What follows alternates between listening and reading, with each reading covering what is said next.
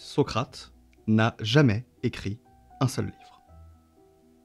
Alors, ouais, mais je vois pas le rapport avec l'identité. Oui, c'est normal. Ce qu'on appelle Socrate, c'est un humain qui a existé. Commencez pas avec ça. Il a existé, il a pensé, il a lu, il a parlé, il a ressenti, et il a influencé l'histoire de la philosophie. Donc là-dessus, on est bien d'accord. Socrate, c'est une subjectivité qui a existé, qui a traversé le temps et influencé la matière, mais cette subjectivité-là, je pense qu'on est toujours d'accord, même si on en a gardé des traces, à un moment, elle a fini par arrêter d'exister. Elle a subitement arrêté d'exister quand il a été condamné à mort en moins 399 pour impiété et corruption de la jeunesse. Ce qui veut dire faire chier les puissants et dire aux jeunes de se rebeller. Ça, c'est ce qu'on peut garder comme récit, notamment grâce aux écrits de Platon, qui était son contemporain et son élève, mais, quand je dis subitement, eh ben c'est pas si subitement que ça en fait. J'ai pas compris, et je vois toujours pas le rapport. Mais ça va venir, parce que en gros, de son point de vue, ça a pas été si subitement que ça, c'est plus compliqué.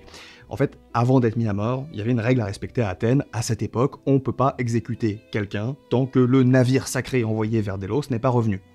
Et donc il a dû attendre 1 mois après sa condamnation pour pouvoir boire le poison qui devait le tuer.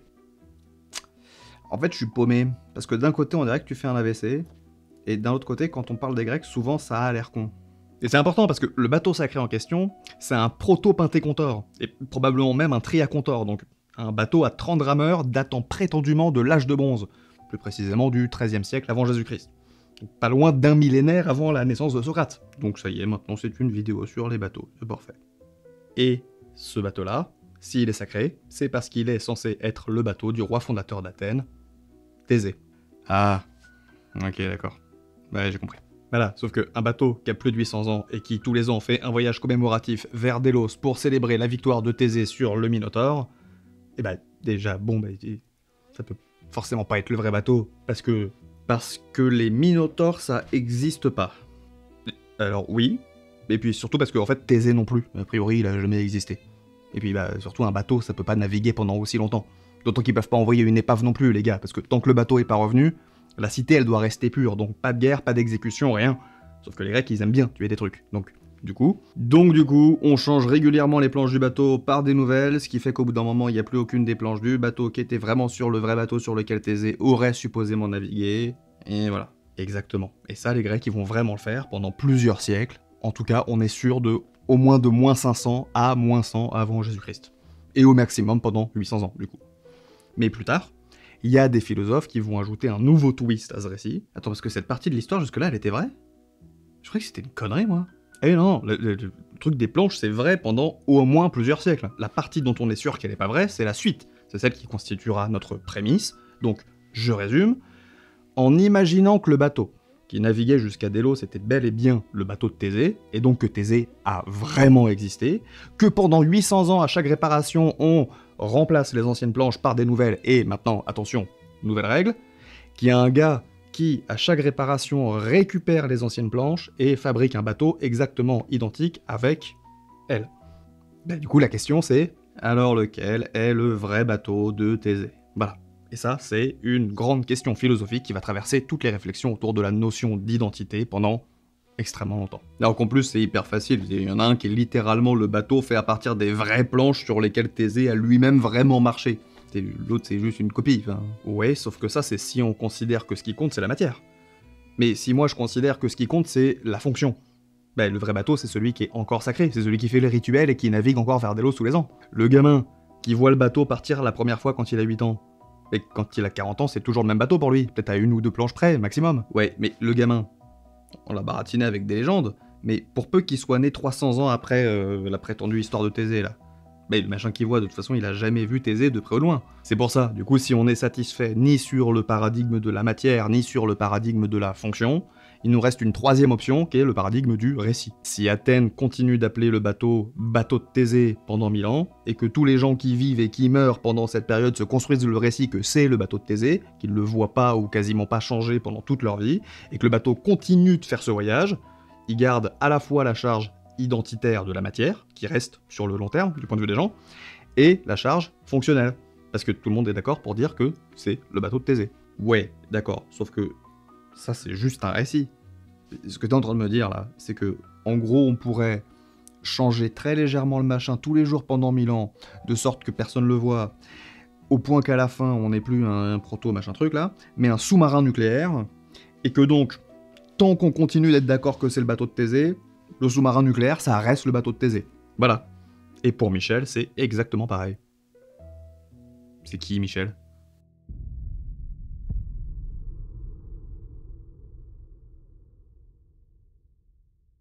Michel, ce sera la troisième partie du paradoxe que je vous propose dans cette vidéo. C'est celle qui offre le chemin vers un genre de solution. La première partie, c'est le bateau, qui est réparé. Ça, c'est Plutarque, c'est une vraie histoire.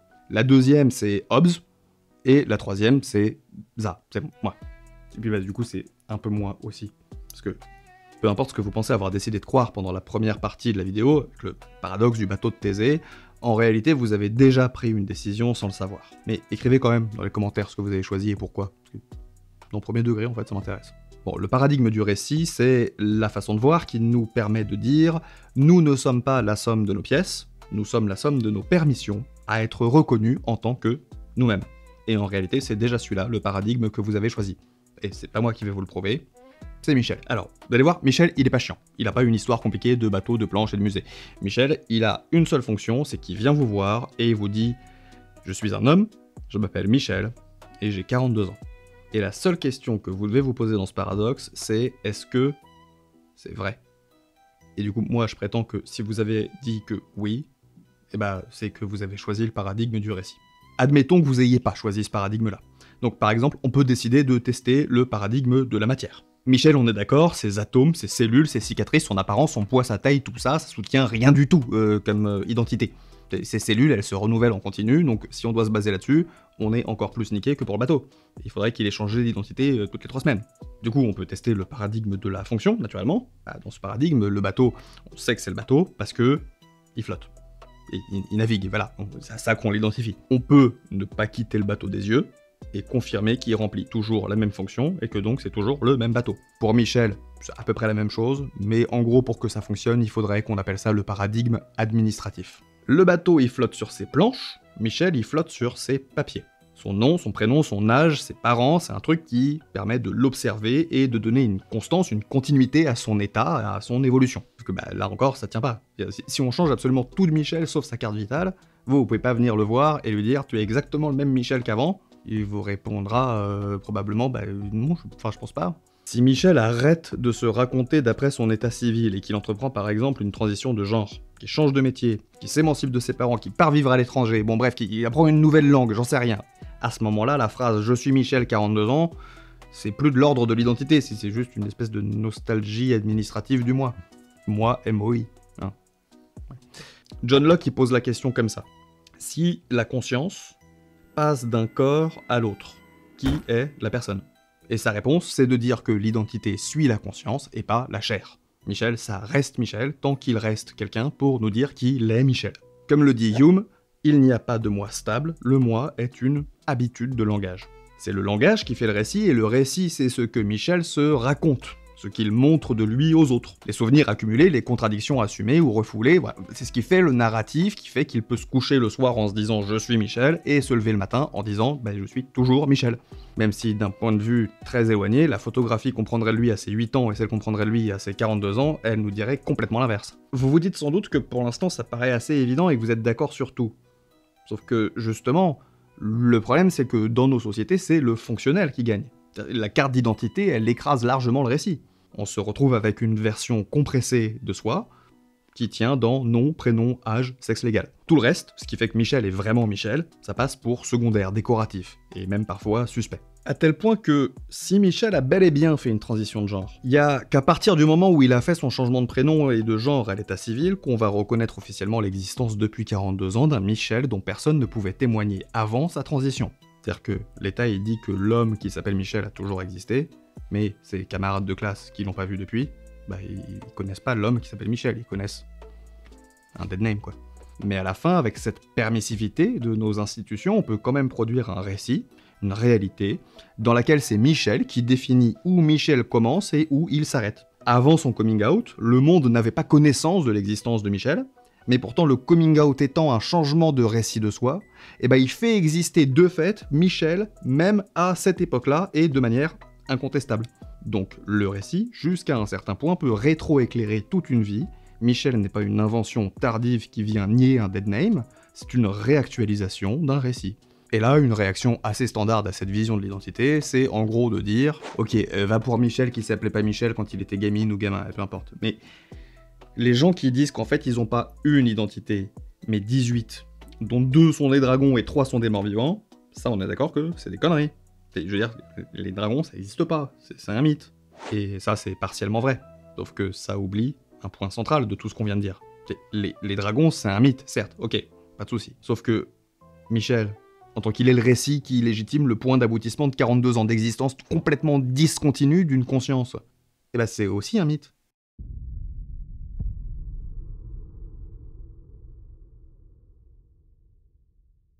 Dans le cas d'une personne avec un trouble dissociatif de l'identité qui revendique avoir parmi ses alters, ses fragments ou ses parties un ou des dragons, on sort de la juridiction de l'état civil. C'est la psychiatrie qui va donc devoir intervenir et décider si ce récit relève du réel ou du délire. Si la phrase « Je suis un homme, je m'appelle Michel et j'ai 42 ans » est une fiction robuste, mais que sa suite « Et j'ai 18 identités dont un dragon » est une fiction fragile, c'est pas parce qu'elle est moins vraie, mais parce qu'elle est moins reconnue.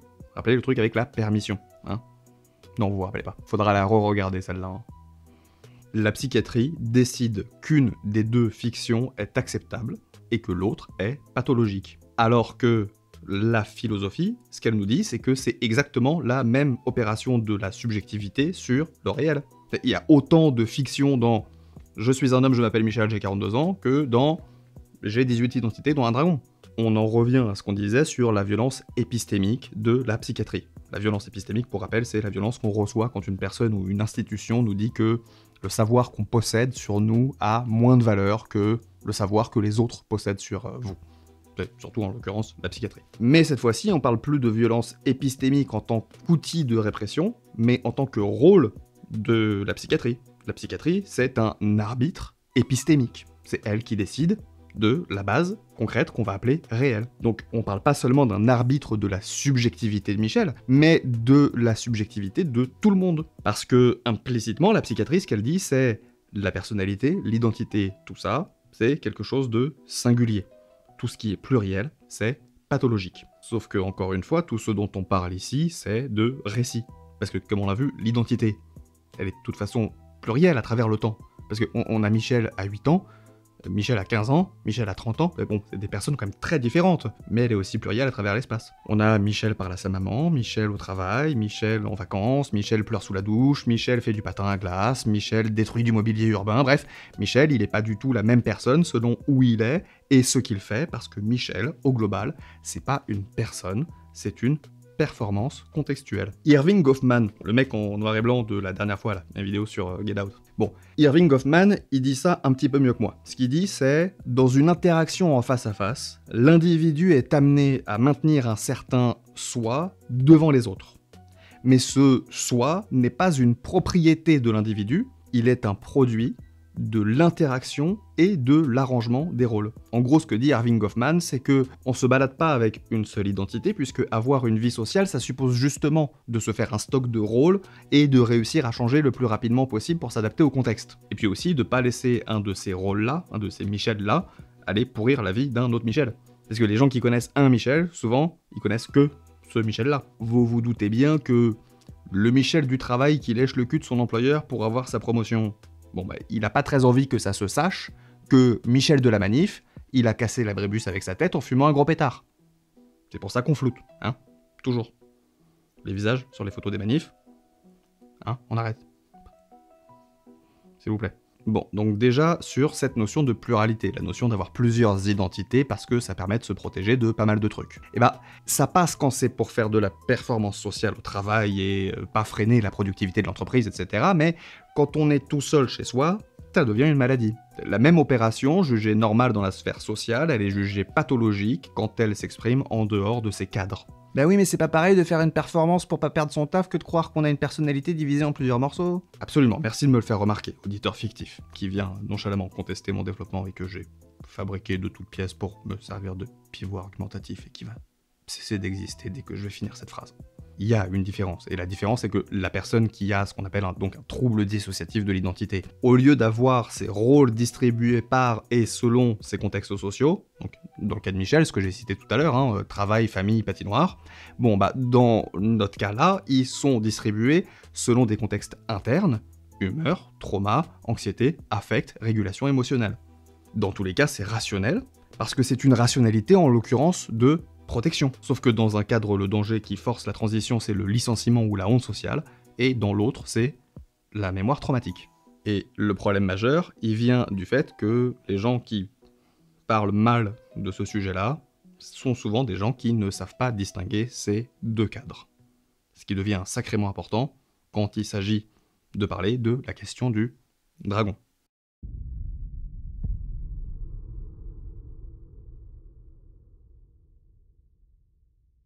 Comme on a été éduqué pour répondre super bien aux injonctions exercées sur notre subjectivité. Et quand on entend quelqu'un dire « j'ai 18 haltères dont un dragon », immédiatement, ce qu'on imagine, c'est que la personne parle ici de rôle social et qu'il y aurait un décalage. Donc en gros, qu'en fait la personne à qui on parle, quand elle est à la plage, c'est un chien de prairie, donc pas très dangereux, mais quand elle est au travail, c'est un dragon et elle hurle à son patron de lui rendre l'Arkenstone. Et évidemment que non, on parle pas de ça. Le récit que vous faites de votre existence. C'est la seule chose qui assure une continuité à votre identité. Et ce récit, comme on vient de le voir, il contient une dose de fiction. Fiction que vous jugez vraie, parce qu'elle permet de rendre le rôle du personnage principal habitable. Même si ça veut dire qu'il faut compartimenter. Et là, beaucoup vous vous dites, ah ok, donc les personnes qui disent qu'elles ont un dragon comme alter, en fait c'est juste fonctionnel. Et c'est juste un truc qu'elles se racontent pour survivre à quelque chose qui était difficile. Et donc, alors, oui, mais non. Oui, c'est fonctionnel, mais c'est autant fonctionnel que n'importe quelle façon de décrire sa subjectivité, son rapport au réel. Donc non, ça n'en fait pas pour autant une croyance optionnelle, un peu superficielle, qu'on peut ranger dans un tiroir si on décide qu'on en a marre de croire qu'on a un dragon dans la tête. C'est fonctionnel, ça veut pas dire optionnel. Une transition de genre, ça a une fonction. Ça permet d'habiter une vie d'une façon plus vraie, plus juste pour la personne. Mais c'est pas pour autant un caprice, une invention ou un délire. Et c'est certainement pas une pathologie. Je veux surtout pas que vous sortiez de cette vidéo en pensant que la posture que je suggère, c'est une posture de tolérance distante. Qu'en gros, il faut laisser les personnes qui ont un TDI croire à leur délire parce que ça dérange personne, même si c'est un peu bizarre. Ce que je dis, c'est justement que la posture que je veux emprunter, c'est une posture de reconnaissance épistémique totale et de reconnaissance de la légitimité politique totale du récit de soi. Il s'agit pas de laisser croire, mais de prendre véritablement au sérieux le récit des personnes TDI comme tout aussi vrai que n'importe quelle construction identitaire. Le dragon n'est pas moins valide que Michel. Le dragon, tout dragon qu'il est, dit quelque chose de ce que c'est qu'être humain. Être humain, le plus souvent, c'est faire traverser par des récits l'entièreté de son existence. Les dragons, ça n'existe pas, mais en fait, désolé, spoiler, les femmes non plus. Et pourtant, dans la réalité, dire « je suis une femme » ou bien dire « je suis un dragon », ça peut être une opération absolument essentielle pour survivre et trouver une cohérence, un sens, un espace habitable à son existence. Alors, ok, si vous n'avez jamais fait l'expérience de la pluralité ou de la dragonité, ça paraît extérieurement extrêmement chelou. Parce que ma take, ici, c'est que, dans le contexte de l'identité, ce qui est légitime, c'est ce qui est nécessaire. Vous allez voir, ça va être compliqué parce que là, je vous rappelle que je suis en train d'essayer de vous expliquer pourquoi est-ce que votre réalité n'est pas plus vraie que celle des personnes qui ont un TDI ou ce qu'on appelle TDI, bref. Si vous êtes un mec cisgenre, que vous avez vécu aucun trauma majeur, que vous n'avez pas de handicap, que ça va parfaitement bien dans votre tête, que ça vous va parfaitement bien d'être un mec cis et que vous performez votre genre sans aucun effort, que le récit qu'on vous a donné prémâché à la naissance, il vous va tellement bien que vous avez gardé les mêmes intérêts, les mêmes relations et que vous habitez même peut-être dans la même ville que depuis que vous avez 8 ans. Trop bien. Vous n'avez jamais fait face à une autre nécessité que celle de continuer à habiter le récit qu'on vous a donné. Et je trouve ça sincèrement hyper stylé. Pour moi, le récit de la masculinité, il est un peu gaze. Pardon, franchement, désolé, j'ai du mal à suspendre mon incrédulité jusqu'à tout ce truc-là. Bon, voilà, ça me regarde. Mais le fait est que ce qui vous a fait survivre à votre vie, quoi qu'elle ait traversé, c'est le fait d'avoir gardé ce récit-là. Parce qu'il vous protégeait, parce qu'il est efficace, parce qu'il est fonctionnel. Sauf qu'il y a des vécus, je dis pas qu'ils sont plus difficiles ou moins difficiles, c'est d'autres vécus, il y a des vécus, pour rester vivables, ils demandent de sortir un tout petit peu des contours qu'on nous a proposés. Et les récits dont je parle, bien souvent, ce sont des récits contraints, opprimés, lourds, on ne choisit pas, ça me paraît fou de dire ça, on ne choisit pas le récit dont on a besoin, il s'impose à nous. Alors, il passe un peu par le prisme de la culture dans laquelle on vit. C'est con, mais c'est un peu comme ça que ça s'imprime le mieux en général. Mais si vous croyez que les gens choisissent d'habiter un récit d'eux-mêmes dans lequel ils vont se faire traiter de tarés, de pédales, de fous du bus, de travelots ou de délulus, ce que vous risquez, c'est de faire payer aux autres votre absence totale de connaissance sur ce que ça veut dire que d'être un humain. Parce que s'il y a bien un truc qui fait de vous quelqu'un d'irrationnel, c'est de croire que votre récit est universel. Ne pas chercher à comprendre pourquoi votre fiction n'est pas satisfaisante pour écrire l'identité des autres personnes avec qui vous partagez cette planète, c'est renoncer à faire un des trucs qui fait que c'est stylé d'être humain, parce que c'est choisir de traverser entièrement toute votre vie en n'ayant connu qu'une seule des infinités de versions possibles de l'expérience humaine. Et je vous spoil un peu, mais l'expérience humaine, c'est beaucoup de galères et une seule tentative. Donc moi je trouve ça un peu con de pas être allé expérimenter le maximum de ce qu'elle pouvait contenir. C'est-à-dire parler avec les gens et les écouter. Parce que le bateau, vous pouvez choisir que c'est pas vraiment celui de Thésée, mais ça n'empêche pas qu'à un moment il va revenir de Délos. Et que ce soit le vrai bateau ou pas le vrai bateau, ça voudra dire qu'il est temps pour vous de mourir. Et vous pourrez débattre des planches, de la fonction, du récit, etc. De toute façon, votre capacité à contrôler le réel, elle s'arrête là. Par contre, le bateau, lui, il va continuer de flotter pendant encore des siècles. Et les gens, ils continueront de dire que c'est le bateau de Thésée pendant des siècles. Parce que Socrate n'a jamais écrit de livre, et pour autant, son récit, ça fait plus de 2000 ans qu'on l'étudie. Parce que même après tout ce temps, quand on pense aujourd'hui à ce que c'est que l'identité, la subjectivité, le réel, etc., on est bien obligé d'admettre que le seul truc qu'on sait, c'est qu'on ne sait rien.